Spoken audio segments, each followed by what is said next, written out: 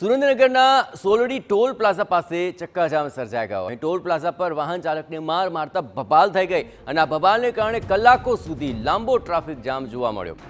Ambulance, school van અને ટ્રેલરો આ ટ્રાફિકમાં અટવાઈ ગયા। કચ્છ ધ્રાંગધ્રા હાઈવે પર અનેક લોકો ફસાઈ પડ્યા હતા।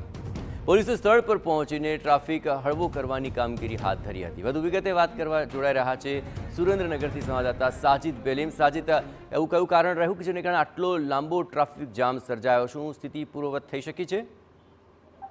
એ જો વાત કરવામાં આવે છે, અમદાવાદ કચ્છ જે હાઈવે છે તે હાઈવે ધ્રાંગધ્રા થઈને પસાર થાય છે। ત્યારે ધ્રાંગધ્રા નજીક એક સોલડી ગામ પાસે ટોલ નાકું આવેલ છે। આ ટોલ નાકા પાસે જ્યારે એક ટ્રક ચાલક જ્યારે પસાર થતો હતો ત્યારે ટોલ નાકાના જે માણસો છે તે માણસો સાથે બબાલ થઈ હતી અને વાત કરવામાં આવતું જે પૈસાની ઉઘરાણી બાબતે આમ બબાલ થઈ હોવાનું જાણવા મળી રહ્યું છે। ત્યારે આ જે ટ્રક ચાલક છે તેને ઢોરમાર મારવામાં આવ્યો હતો અને માથામાં મારવામાં હતું।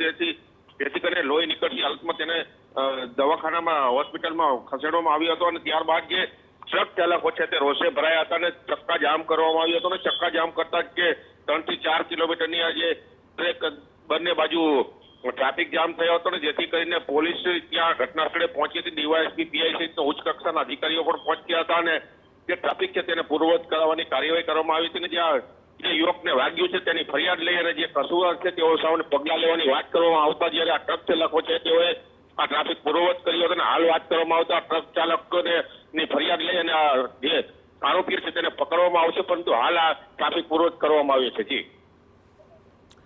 આવા સાજે તમામ ગતિવિધિઓ પર આપ નજર રાખતી રહેજો। તો પૈસાની લેતી દેતીના મામલે જાહેરમાં બબાલ થઈ અને તેને કારણે કલાકો સુધી આ ટ્રાફિક જામ સર્જાઈ ગયો છે કે હવે ટ્રાફિક પૂર્વવત થઈ ગયો છે, પણ આ બબાલને કારણે અનેક વાહન ચાલકોને હાલાકીનો સામનો કરવો પડ્યો।